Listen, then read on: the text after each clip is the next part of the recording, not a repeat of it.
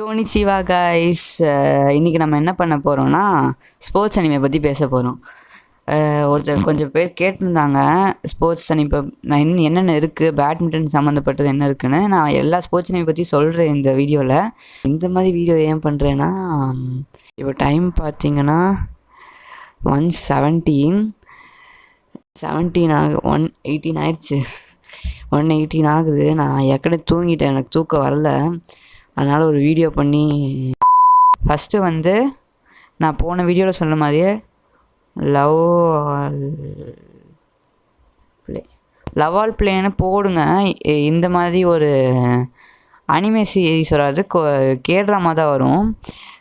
இதான் love all play அனிமேன்னு போட்டுரும்.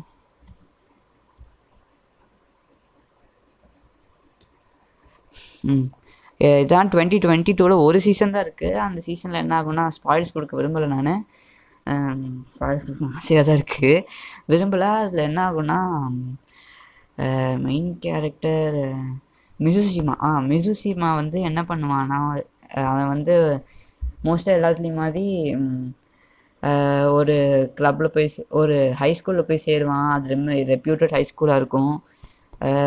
அங்கே போய் சேர்ந்து அவன் பேட்மிண்டன் ஜேர்னி இருக்கும். அப்புறம் 3rd இயர் ஆவான், அவன் தான் கேப்டனாக இருவான். அதெல்லாம் ஆகும்.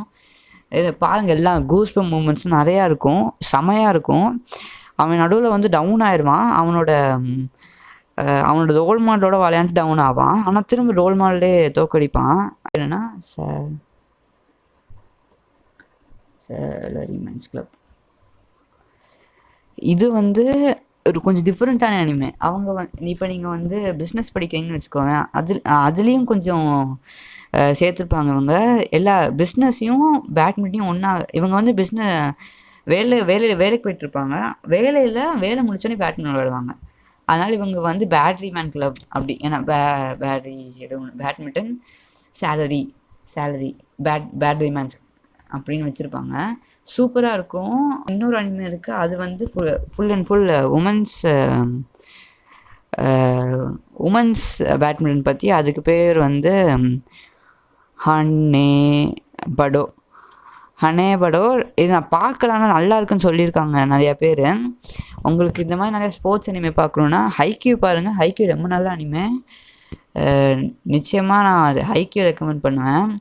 ஏன்னா அதோட கூஸ்பம்ஸ் மூமெண்ட்ஸ்லாம், அவங்களோட அந்த கேமரா ஆங்கிளோட அந்த கூஸ்பம்ஸ் மூமெண்ட்ஸு, பேக்ரவுண்ட் எஃபெக்ட்ஸு எல்லாம் சூப்பராக இருக்கும். ஹைக்யூ பார்க்குறதுக்கு முன்னாடி நான் சொன்ன அனிமையெல்லாம் பார்த்துருங்க. அப்போ தான் உங்களுக்கு இந்த அனிமையோட கூஸ்பம்ஸும் கிடைக்கும், இந்த அனிமையோட கூஸ்பம்ஸும் கிடைக்கும். அதை தவிர உங்களுக்கு ஏதாவது ஸ்போர்ட்ஸ் அனிமே பார்க்கணுன்னா, until next time guys, sayonara.